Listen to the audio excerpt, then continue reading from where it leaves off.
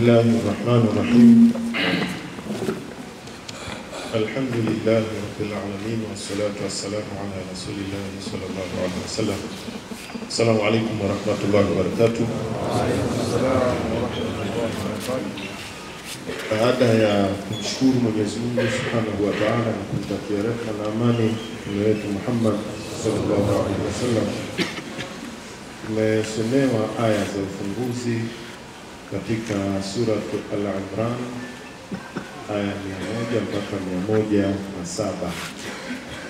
Mara nyingi ni aya tunazisoma katika mikutaniko yetu hii ya mara moja kwa mwaka kwa ajili ya tamasha la kitaifa, kushana ujumbe uliomo ndani yake na pia kuangalia namna nzuri ya kujitahidi kuendelea kudumu katika utekelezaji wa mafundisho ya Mwenyezi Mungu Subhanahu wa Ta'ala.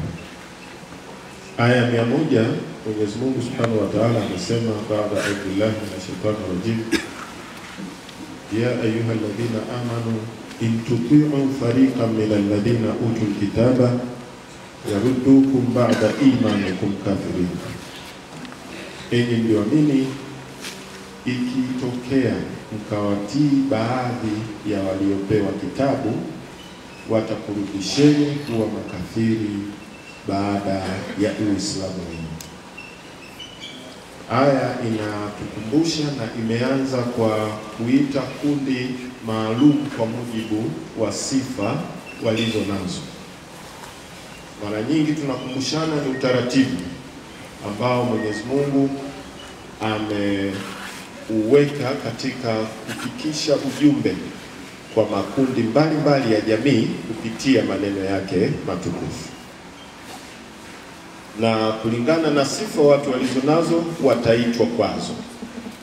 Kuna ya ayuhal kafirun, ya ayuhal ladhina amanu, ya ayuhan nasu, na mfano wa ya ahlul kitab na mengine mfano wa. Kwa hiyo wataitwa watu kwa mujibu wa sifa walizo nazo. Sasa wanapoitwa waumini ni watu ambao wamemwelekea Mwenyezi Mungu kwa nadharia na vitendo, na wanautekeleza Uislamu wao katika ngazi yao binafsi, ngazi yao ya kifamilia na ngazi ya kijamii. Sasa wanaelezwa hapa kwa kuonywa na kuaswa. Wataalamu wa lugha wanafahamu vizuri namna ya mtiririko ya sentensi hizi zinapokwenda.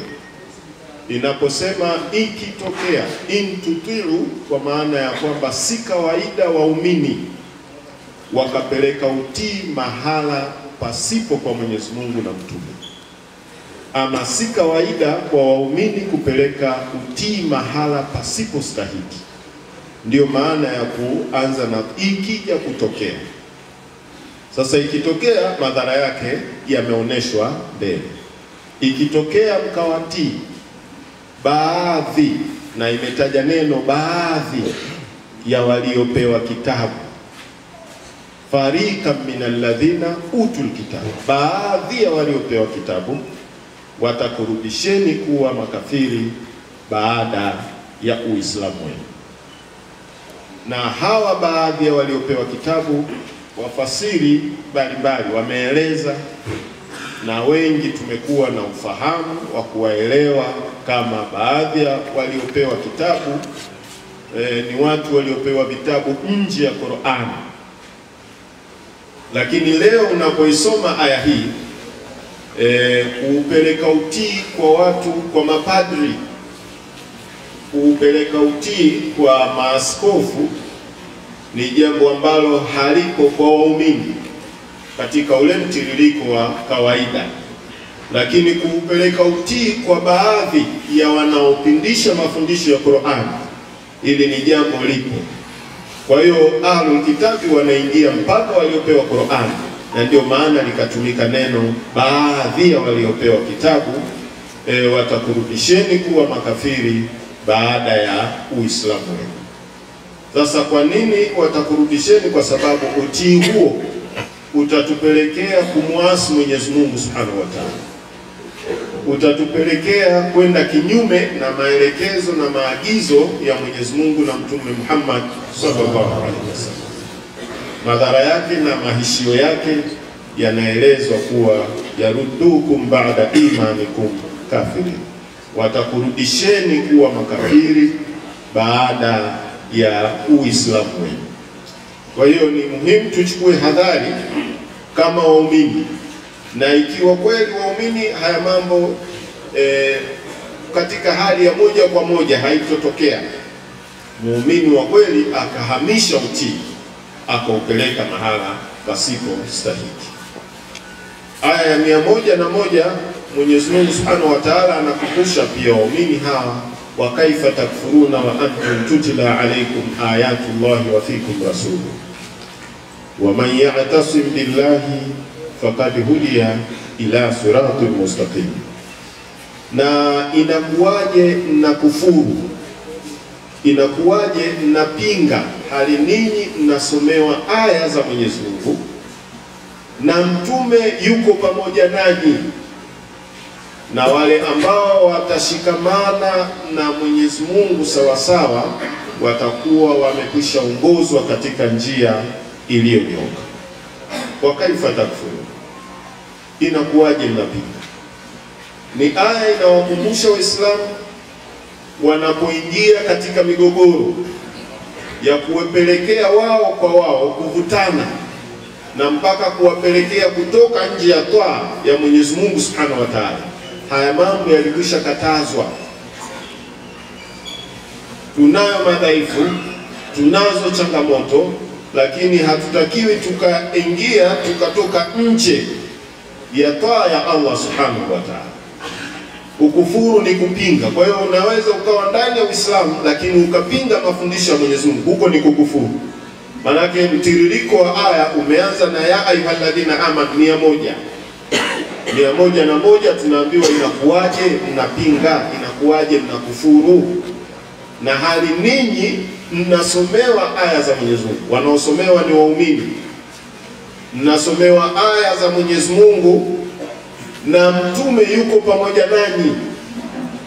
Tunayo mafundisho ya Mtume Muhammad sallallahu alaihi wasallam. Tumeletewa mwongozo wa Qur'an ukafafanuliwa katika utekelezaji wa maisha yetu ya kila siku na mtume wetu Muhammad sallallahu alaihi wasallam.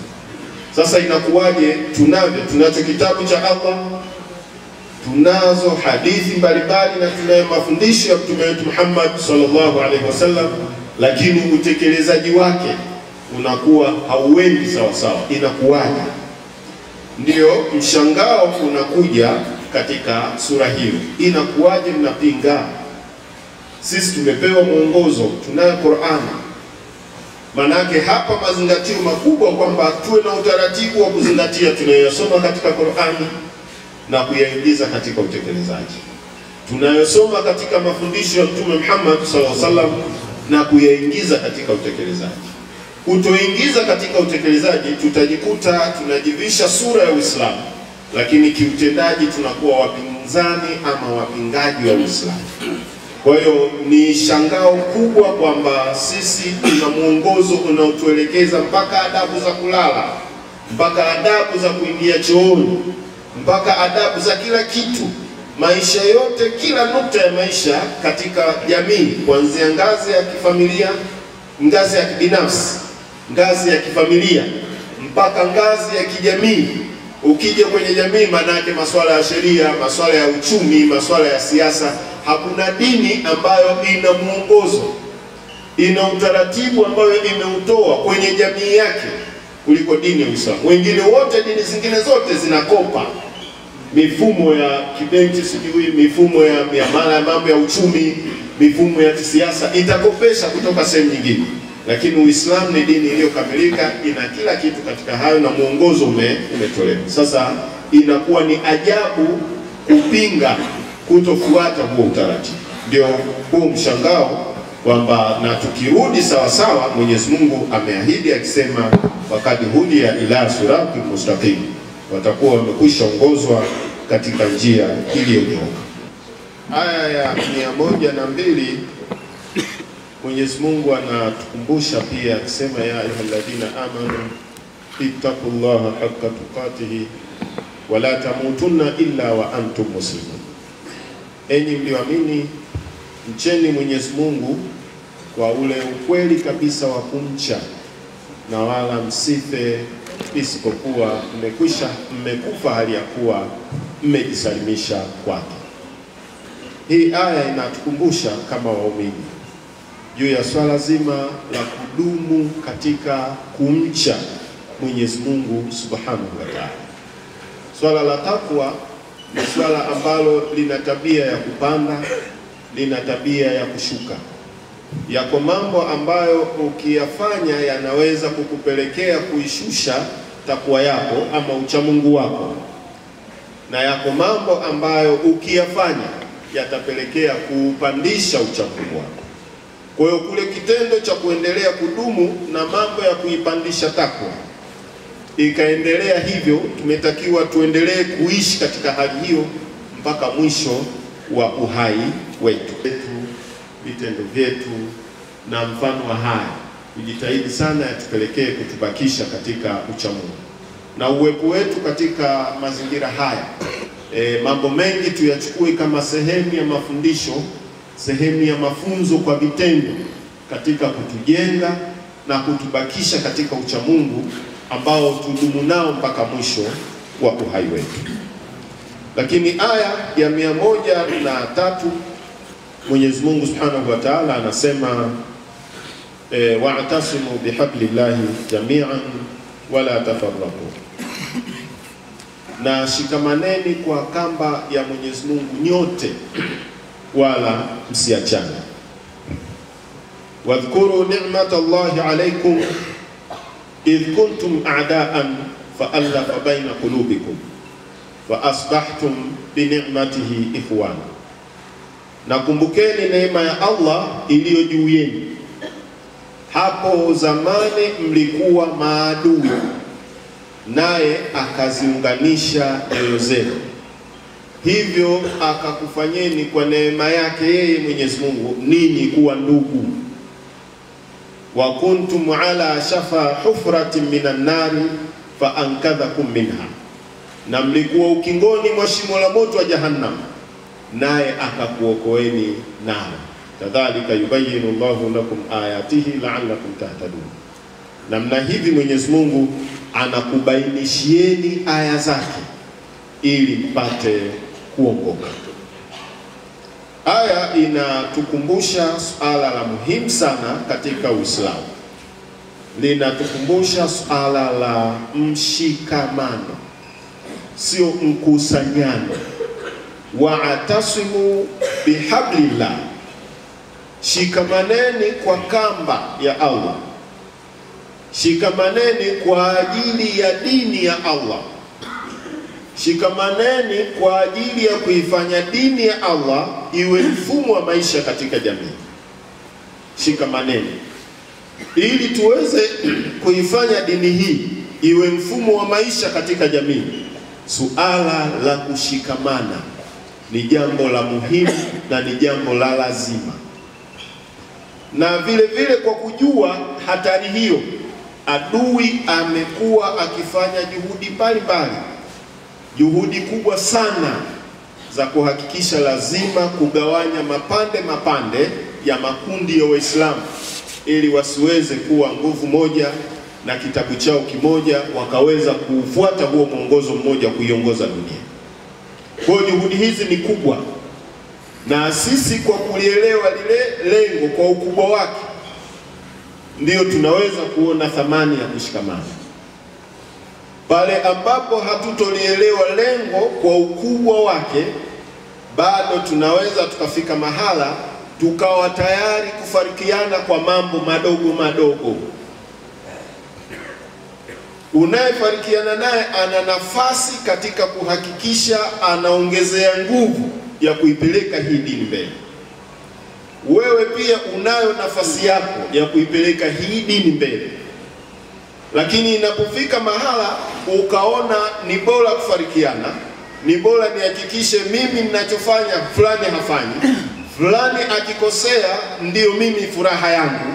Tukienda kwa sura hiyo, maana yake tunaendelea kuwa bado hatutoweza kufikia. Kazi hii ni kubwa na ina maadui wakubwa. Maadui wakubwa na wana mbinu nyingi, na kila uchao kumekuwa na juhudi kubwa za uharibifu zinaendelea kufanyika.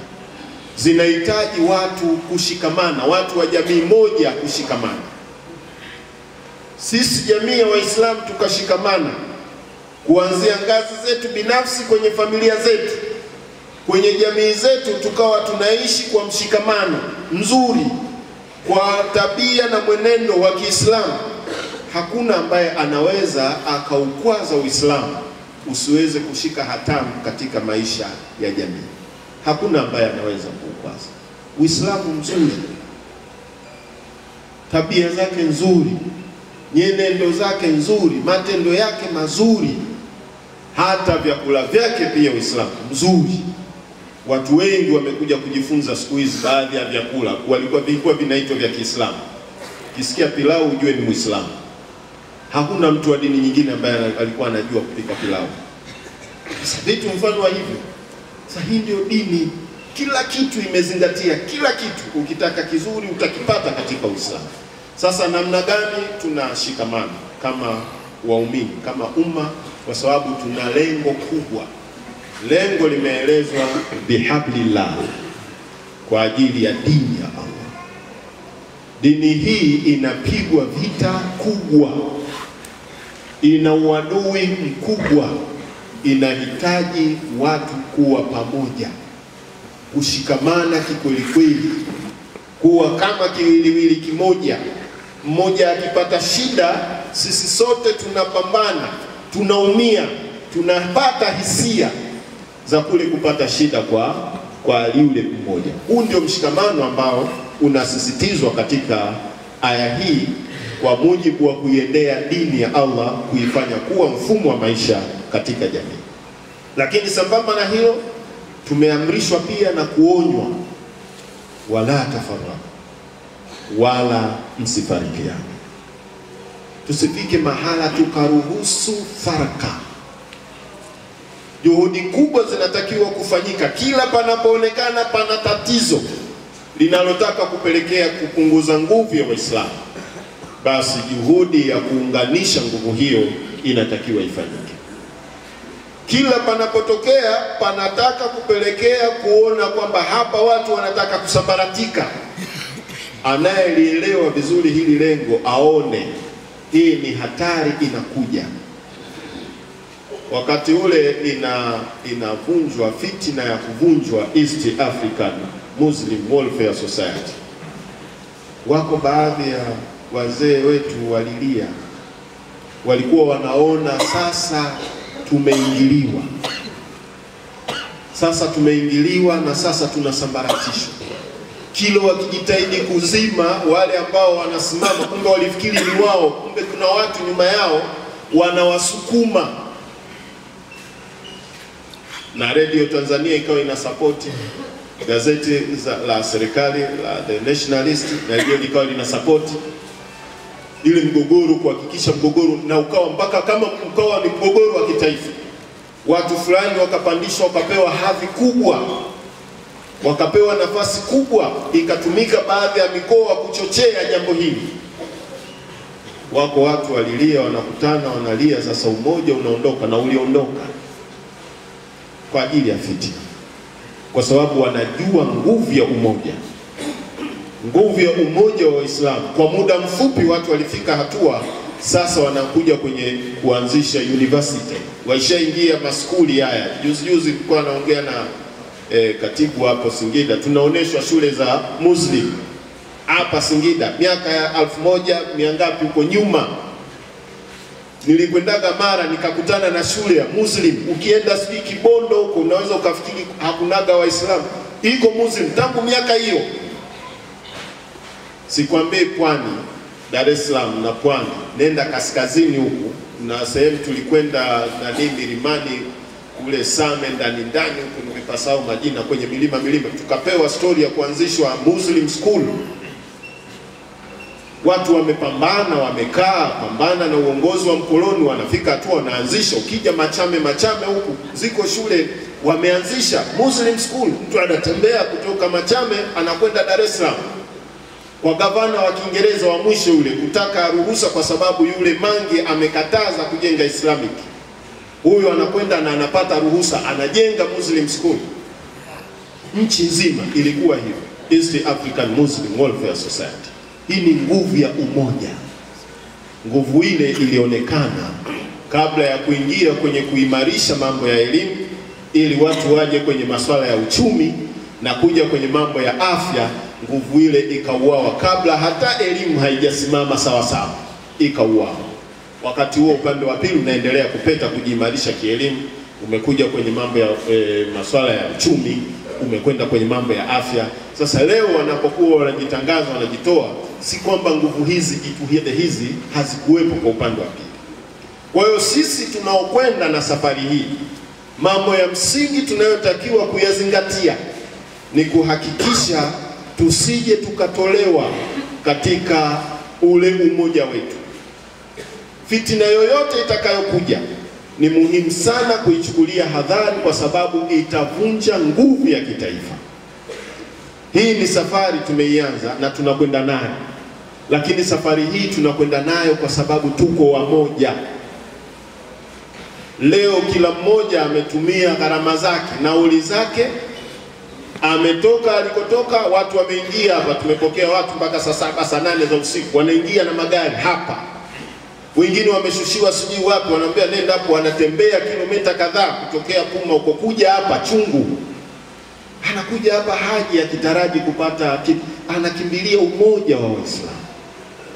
Tunatakiwa tuuenzi umoja huu, tuuthamini umoja huu, na tumelala tumeiona hali na wala hakuna mtu aliyepata shida. Mchana jana hali watu wa jikoni walivamiwa. Sasa akapita mmoja na taratibu zake za kigaidi kwenye kugawa, ikawa nagawa maharage matatu, ugali mkubwa, maharage kidogo. Sasa mtu akimtazama sura hivi anambia ndo hayo nenda. Kumbe anatumia, kumbe hakuna mboga. Sasa utajua, na hakuna mtu aliyetoka na kinyongo. Mtu anaondoka pale anacheka kakaa, haikuwa issue, kwa sababu sicho kilichotuleta. Tulichokikimbilia hapa ni huu umoja. Umoja huu ni silaha kubwa. Sasa ni muhimu sana, na umoja huu utavunjwa, na unaweza ukavunjwa kwa kutumia akili tu, kwa kutumia fitna. Ni muhimu kuwa makini sana na kila ambacho tunaona hichi ni kiashiria kitakachotupelekea kuweza kuvunja umoja huu. Hii ni safari muhimu na ni safari kubwa, na alhamdulillah tunakwenda. Asbahtum bi ni'matihi ikhwana, kwa neema yake Allah akakufanyeni ninyi kuwa ndugu. Lakini si hivyo tu, wa kuntum ala shafa hufratin minan nar fa ankadhakum minha. Yale maisha mliokuwa mnaishi yalikuwa ni maisha ya kuwapelekea kuingia katika shimo la moto wa jahannam. Mwenyezi Mungu akakuokoeni nao. Angalia thamani ya watu kuwa wamoja.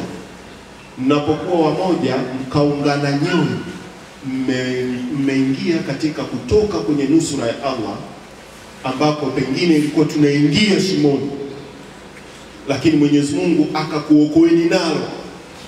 Anakutoeni na anaonesha hizi ni alama zake, ikiwa ninyi kwa wale ambao ili mpate kuokoka. Kwa hiyo hii inakumbushwa kwa Ausi na Khazraj, wanakumbushwa jambo hili. Ndio wanakumbushwa walivyokuwa maadui. Watu wa jamii moja walikuwa maadui, lakini maadui hawa pamoja na uadui waliokuwa nao, wanakumbushwa uadui waliokuwa nao na namna ambavyo waliondolewa uadui huo kwa kuvunjwa kwa kuingia Uislamu.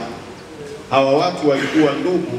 Sasa Aus na Khazraj wamesimama pamoja, lakini mtu amesimama hapa dhidi ya mzazi wake, yeye kasimama kama Muislamu.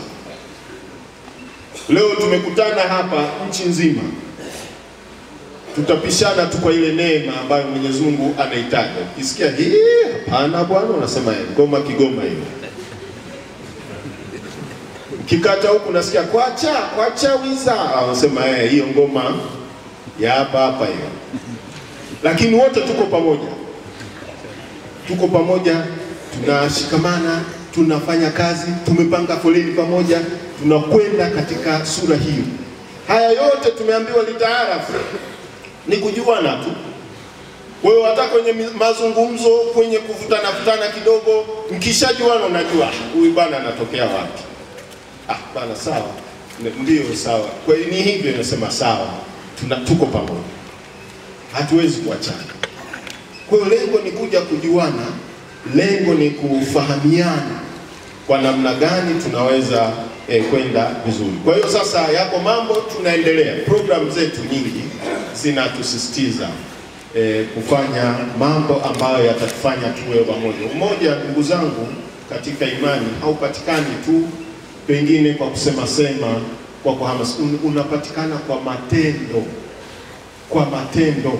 Mtu ukimfanyia wema, ukamfanyia wema mwenzako, hata kama kuna jambo mmefikishana mahala, mmevutana kidogo, mmefanyana hivi, lakini ukadumu katika kumfanyia wema, kuna batani fulani unaikorokocha ya uzuri ya huyu mtu, ataanza kukutazama vizuri.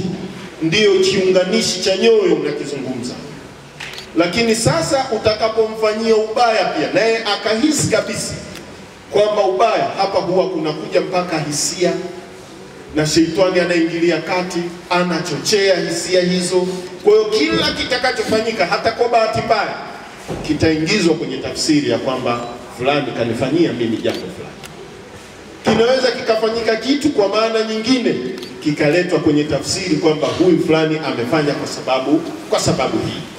Kwa hiyo haya ndio madhara ya watu kutozingatia kuwa wamoja. Kwa hiyo swala la kushikamana na kutofarikiana linahitaji kuelewa lengo letu. Lengo letu ni moja, ndilo limetukusanya hapa, tulielewe vizuri, lakini tufanyiane mambo mema na tusifanyiane mambo mabaya. Tujitahidi kuvumiliana, tujitahidi kusaidiana, tusisengenyane, tusitetane, tusisababishiane magomvi, tusitengezeane fitina. Haya mambo tutakapojitahidi sana kwa ndugu, kwamba kuna mtu umeshindwa kufanya, bora ukae kimya kuliko kuchochea jambo fulani likapelekea huyu akamuona huyu adui zaidi. Wakati wote tuko kwenye chungu kwamba ni viongozi wa KKU, ni wanaharakati wa KKU, tunakwenda kwa ajili ya lengo letu ni kubwa, linahitaji nguvu zaidi kuliko kuparaganya na tukabaki kakundi ka watu wachache. Tunaweza kuendelea kupiga mark time na tusifike kule ambako tunakusudiwa. Aya 104, Mwenyezi Mungu Subhanahu wa Ta'ala anasema waltakum minkum ummatun yad'una ila alkhair wa ya'muruna bil ma'ruf wa yanhauna 'anil munkar wa ulaika humul muflihun. Na wawepo katika ninyi watu watakaofanya kazi ya kulingania kheri, wakaamrisha mema na wakakataza maovu, na hao ndio watakaokuwa wametengenekewa. Hapa aya inatukumbusha kuwepo kwa kundi maalum. Hili kundi linakuwa na sifa, umma linakuwa ni umma. Umma ni kundi maalum lenye sifa ambalo lina kazi ya kuwapeleka watu katika kheri, na katika kuwapeleka huko itafika hatua waamrisha mema na itafika hatua ya kuwakataza maovu. Lakini kabla halijawa kundi, bado ile kazi ya kuwaleta watu kwenye kheri inaweza ikawa shida pia. Kwa hiyo sisi hapa ni kundi. Yale maisha yetu tu na tabia zetu na mwenendo wetu unaweza ukawa ni sababu ya kuwavuta watu kupenda shughuli tunazofanya hizi, kupenda harakati hizi, kuona umuhimu wa kushiriki katika harakati hizi. Ni kwa sababu ya namna ambavyo sisi tutakuwa tunaishi katika mazingira hayo ambayo tunaishi. Kwa hiyo kuna swala la baada ya hapo, itakuwa ni rahisi ukiwaleta watu kwenye kheri, itakuwa rahisi kuwaamrisha, lakini pia itakuwa rahisi kuwakataza. Na haya ni mambo yanayozungumzwa. Qur'ani inazungumza mambo ambayo ni maumbile tuliyoumbiwa. Mtu mwingine wa dini nyingine anaweza kuichukua aya hii akaifanyia kazi kimaumbile na akaweza kufanikiwa, na wamefanya hivi. Wako watu wamelea watu, wamewaandaa watu, wamewatengenezea upendo, wamewatengenezea huruma, wamewavuta kwao. Sasa wana uwezo wa kuwaamrisha, wana uwezo wa kuwakataza. Popote atakapokuwa, nafasi ya kwanza inakuwa dini yake, kwamba bana, hapo ulipo lazima dini yangu, tena dini yenyewe dhehebu lake lazima uhakikishe linakuwa na nafasi ya kipekee. Mengine ndio yatafuatia. Anaweza akatoa kiongozi wa nchi agizo ama elekezo, alafu akatoa kiongozi wa kiroho agizo la kupinga elekezo hilo, na ukaona nguvu inapokuja na tafrani za hapa na pale zikaja kujitokeza. Kwa hiyo yote haya yanatokana na maandalizi ya kwamba kuna kundi la watu limeamua kufuata zile kanuni za kumlea mwanadamu, za kuishi na mwanadamu kama timu. Mkishaishi kama timu, mtaweza kuamrishana na pia mtaweza kukatazana yaliyo mambo maovu. Lakini aya 105 Mwenyezi Mungu anasema, wala takunu kalladhina tafarraqu wakhtalafu min ba'di ma ja'ahumul bayyinat wa ulaika lahum adhabun adhim. Wala msiwe kama wale waliofarikiana na kukhitilafiana baada ya kuwajia dalili zilizowazi za kuwakataza hayo, na hao ndio watakuwa na adhabu iumizayo. Kwa hiyo hapa tunaonywa kuhusu pia kufarikiana na kukhitilafiana. Kuna ikhtilafu, lakini pia kuna farqa. Ikhtilafu zinakwenda, tunaweza kukhitilafiana. Tutakapovumiliana tunaweza kwenda tukafika hatua tukaenda vizuri.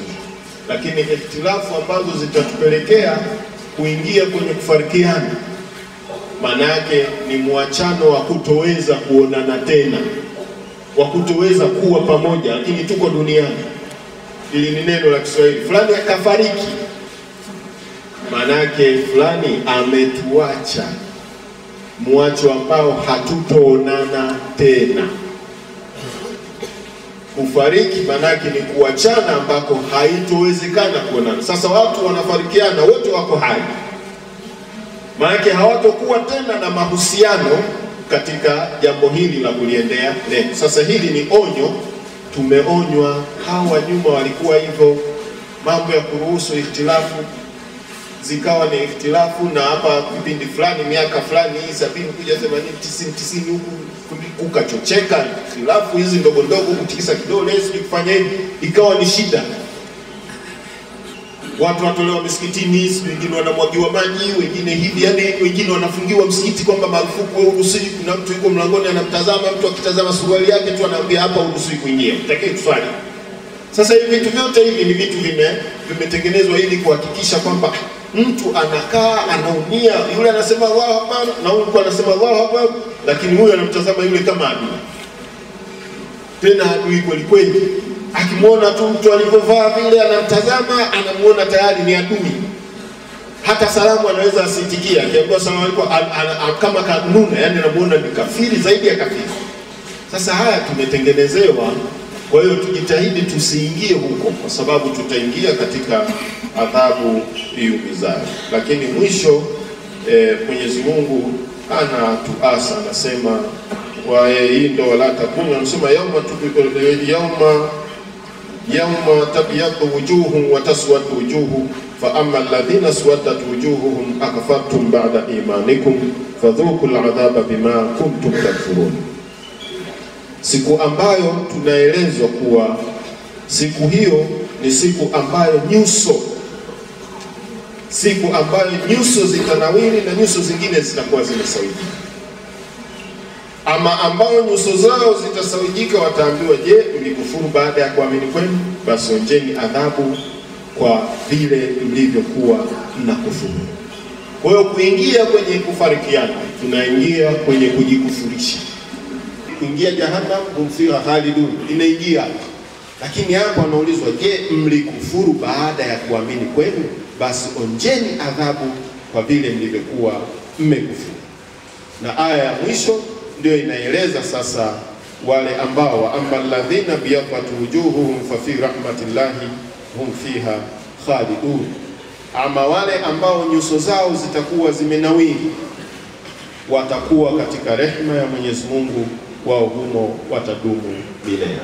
Kwa hiyo tujitahidi ndugu zangu katika imani, katika mwenendo na namna ambavyo tunakwenda, tujue maishilizio yetu yatakwenda sambamba na kuulizwa vile tulivyoishi, na michango yetu mizuri na mibaya ndiyo yatakayotengeneza matokeo yetu katika maisha ya baada ya kutoka hapa duniani. Wa bikauli hadha astaghfirullah li wa lakum, wassalamu alaykum wa rahmatullahi wa barakatuh.